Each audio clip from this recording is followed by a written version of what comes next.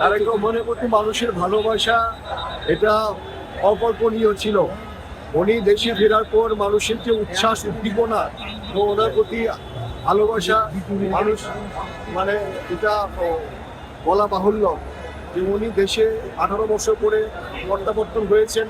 তার এই দেশের মায়া, দেশের মাটি, দেশের মানুষের প্রতি তার ভালোবাসায় প্রমাণ করে যে উনি কতটুকু শহীদ জিয়ার সুযোগ্য সন্তান হিসাবে ওনার যে নেতৃত্ব, ওনার যে বলিয়ান এবং ওনার যে উচ্ছ্বাস সব কিছু আজ প্রমাণিত হচ্ছে।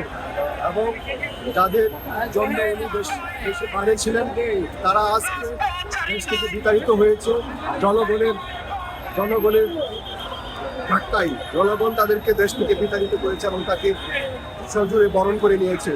ওনাকে দেখার জন্য গত বুধবার 320 দিয়েছিলাম, সজোরে দেখতে পারি না। গত শুক্রবার যে উদ্যানে গিয়েছি দেখতে পারি না। আজকে এখানে বিজয় হাসপাতাল বাংলাদেশ মেডিকেলের সামনে দাঁড়িয়েছি ওনাকে সচক্ষে দেখার জন্য, ওনার সান্নিধ্য নেওয়ার জন্য। এবং উনি যে দেশ গঠনের যে ফর্মুলা দিয়েছেন সেই ফর্মুলা আমরা সকলে মিলে ঐক্যবদ্ধ হয়ে সেই ফর্মুলা বাস্তবায়নের জন্য চেষ্টা করব, যেন দেশকে উনি করতে পারেন এবং মানুষের ভালোবাসা দেশ গড়ার মাধ্যমে উনি আরো বেশি পেতে পারে সেই প্রত্যাশা করি এবং সকলের কাছে ওনার জন্য দোয়া চাচ্ছি।